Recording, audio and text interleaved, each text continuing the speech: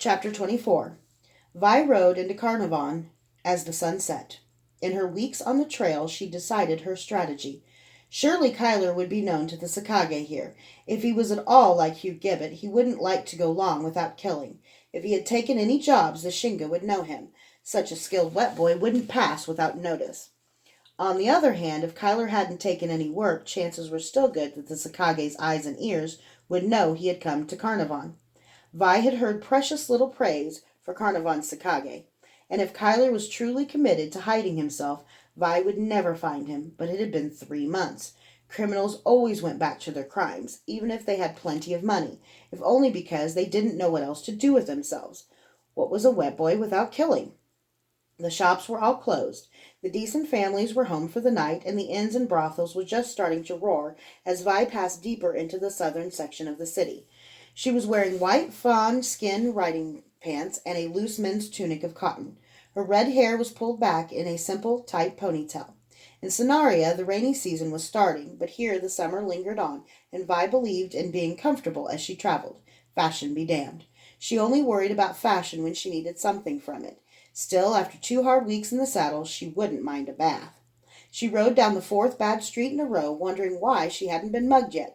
She'd concealed all her weapons to make herself look totally vulnerable. What was wrong with these people? 20 minutes later, someone finally stepped out of the shadows. "Nice night we're having, isn't it?" the man said. He was a scruffy, dirty, inebriated, perfect. He held a cudgel in one hand and a wineskin in the other. "Are you robbing me?" Vi asked. Half a dozen teenagers came out of the shadows and surrounded her. "Well, the man grinned, displaying two black front teeth. "This here's a toll road, and you're gonna have to—" "If you're not robbing me, get the hell out of my way. Or are you a complete idiot?" The smile disappeared. "Well, I am," he said, finally. "Robbing you, that is. Tom Gray. Don't get out of no bitch's way." Then he almost brained himself as he tried to drink from the cudgel instead of the wineskin. The boys laughed, but one of them took her black mare's reins. "I need to see the Shinga," she said. "Can you take me to him, or I need to find someone else to mug me?" "You're not going anywhere until you give me 13, one of the boys coughed. 14 silvers. His eyes traced over her breast, and he added, "and maybe a little something, something besides." "How about you take me to the Shinga, and I'll leave you your pathetic manhood intact," Vi said. Tom's face darkened. He threw the wineskin to one of the boys and stepped toward Vi, raising his cudgel.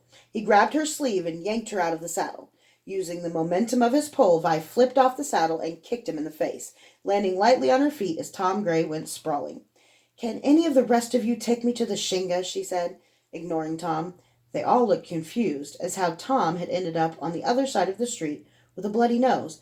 But after a moment, a scrawny young man with a big nose said, "Shinga Sniggle, don't let us just come up on him any old time, but Tom's friends with him."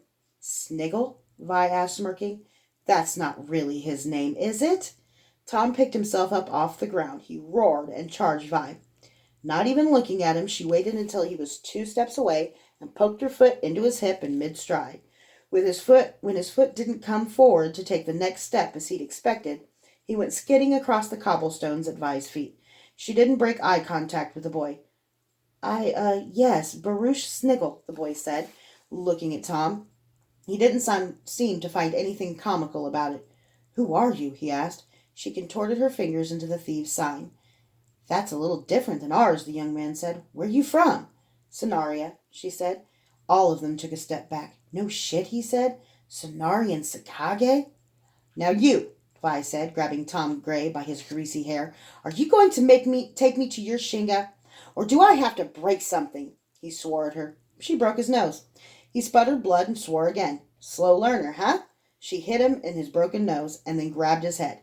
Jamming her fingers deep into the pain points behind his ears, she lifted him to his feet. He screamed with surprising vigor. It was unfortunate she'd broken his nose first, because he sprayed blood all over her. Vi didn't mind, though. Nisos was the god of the potent liquids, blood, wine, and semen. It had been weeks since she'd given him an offering. Perhaps this would appease him until she found Kyler. She held her fingers deep in those pain points, letting Tom Gray scream, letting him spray blood all over her shirt and face. The boys cowered back, about to break and run. "Enough!" a voice said from the darkness. Vi released Tom, and he fell. A short, squat figure walked forward. I am the Shinga, he said. Baruch Sniggle? She asked. Shinga Baruch Sniggle had a pot belly, small eyes under lank blonde hair, and a cruel mouth. He walked with a swagger despite his small size. Perhaps the hulking bodyguard by his size helped with that. What do you want, wench? The Shinga demanded. I'm hunting. My debtor's name is Lord Kyler Stern.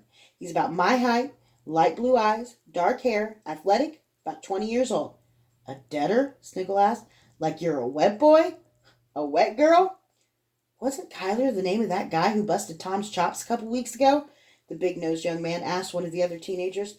Sounds like him, another young man said. Think he's still staying with Aunt May? But he ain't no lord. Shut up, Baruch Sniggle said. You don't say another damn word, you got me? Tom, get your ass off the ground and bring that bitch here. Amazing. Kyler had made it so simple. He thought he was far enough away, was confident that everyone thought he was dead.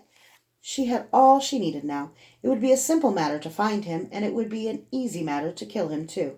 She tingled with excitement. She still had a 2-inch scar on her shoulder from him, despite having let one of those foul witches heal her. I think I might just have to take you back to my place, Baruch Sniggle said. We'll find out just how much of a wet girl you are. Never heard that one before, she said. The bodyguard had one of her arms, and a triumphant Tom Gray had the other. She's one hot bitch, ain't she? Tom Gray said, grabbing a breast. She ignored him. Don't make me do something you'll regret, she told the Shinga. Can I have her after you're done? Tom asked. He squeezed her breast again, and then he petted her hair. Don't touch my hair, she yelled. Both the bodyguard and Tom flinched at her sudden fury. Baruch Sniggle forced a laugh a moment later. You little gutter snipe. You sewer froth. You touch my hair and I'll swear I'll rip you apart, Vi said, trembling. He swore at her and ripped out the leather thong that bound her hair back. Her hair fell loose around her shoulders for the first time in years. She felt exposed, naked, and the men were laughing. She went out of her mind. She was swearing. The talent arced through her so powerfully it hurt. Her arms blasted through the men's hold on them, and her fists cracked Tom Gray's and the bodyguard's ribs simultaneously. Before Tom could double up, she grabbed his hair in one hand. She stabbed fingers in the corner of his eyes, deep into the sockets, and tore his eyes out. She spun, and men were screaming and running, and in her confusion and fury, she didn't even know which one to chase. Vi didn't know how much time passed while she vented her shame and fury on the two men. When she came to herself, her hair covered with a blood-soaked rag, she was sitting on a stoop. The Shinga and the boys had fled. There was no one on the street except for her imperturbable horse, standing still until she called it as she trained it, and 2 man-shaped lumps lying in the street. Walking unsteadily toward the horse, she passed right by what had been Tom Gray and the bodyguard. The corpses were a ruin. She'd never even drawn a weapon, and she'd done this. Her stomach lurched, and she vomited in the street. It's just a simple job. The God King will forgive me for not killing Jarl. I'll be a master. I'll never have to serve Hugh Gibbet in the bed or anywhere else, not ever again. I kill Kyler, and then I'm free. It's close, Vi, so close you can make it. Sweet Jesus. Sister Jessie Algodwin was dead. Ariel was sure of it.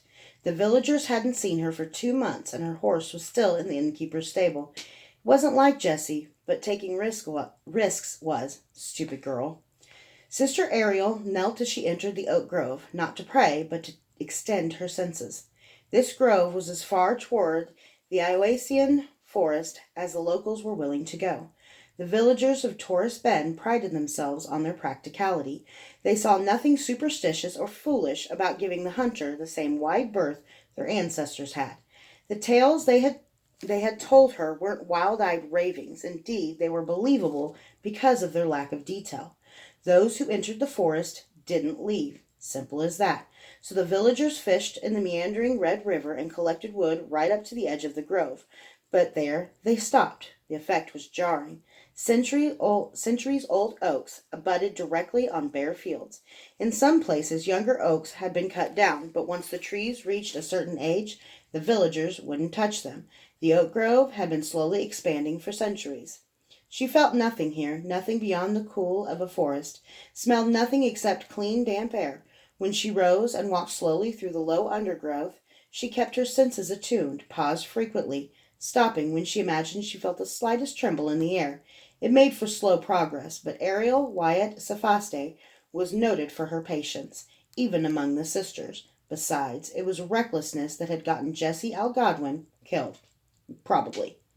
Though it was only a mile wide, it took her a long time to traverse the oak grove.